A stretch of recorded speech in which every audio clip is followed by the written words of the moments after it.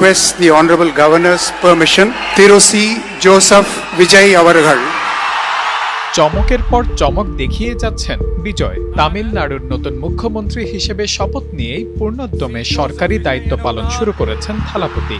আজ চেন্নাইয়ের জওহরলাল নেহরু স্টেডিয়ামে শপথ নেওয়ার কয়েক ঘন্টার মধ্যেই নিজের প্রথম সরকারি সিদ্ধান্তগুলো ঘোষণা করেছেন তিনি। তামিলনাড়ুর গভর্নর রাজেন্দ্র বিশ্বনাথ আর্লেকার নতুন মুখ্যমন্ত্রীকে শপথ পড়ান। একই অনুষ্ঠানে শপথ নেন নতুন সরকারের 9 জন মন্ত্রীও। অনুষ্ঠানে উপস্থিত ছিলেন রাহুল গান্ধী সহ বিভিন্ন রাজনৈতিক দলের নেতারা। শপথ নেওয়ার পরেই প্রথম সরকারি নথিতে সই করেন বিজয়। সেই সিদ্ধান্ত অনুযায়ী তামিলনাড়ুর আবাসিক গ্রাহকদের প্রতি মাসে 200 ইউনিট পর্যন্ত বিদ্যুৎ বিনামূল্যে দেওয়া হবে। পাশাপাশি নারীদের নিরাপত্তা জোরদারে বিশেষ বাহিনী গঠনের নির্দেশও দিয়েছেন নতুন মুখ্যমন্ত্রী।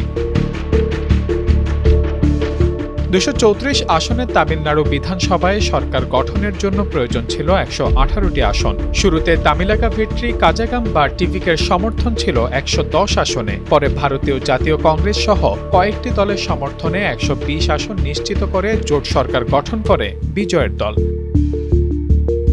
তামিলনাড়ুর রাজনৈতিক ইতিহাসে এবারই প্রথম একাধিক দলের সমর্থনে এমন জোট সরকার গঠিত হলো। শপথের পর দেওয়া ভাষণে বিজয় বলেন, তিনি জনগণকে মিথ্যা প্রতিশ্রুতি দিতে চান না, বরং কাজের মাধ্যমে মানুষের আস্থা অর্জন করতে চান। একই সঙ্গে রাজ্যের আর্থিক পরিস্থিতি তুলে ধরতে একটি শ্বেতপত্র প্রকাশের পরিকল্পনার কথাও জানান তিনি। নির্বাচন কমিশনে জমা দেওয়া হলফনামা অনুযায়ী নতুন মুখ্যমন্ত্রীর মোট সম্পদের পরিমাণ 624 কোটি টাকা। এর মধ্যে 213 কোটি টাকা সেভিংস অ্যাকাউন্টে এবং প্রায় 100 কোটি টাকা বিভিন্ন ব্যাংকে স্থায়ী আমানত হিসেবে রয়েছে।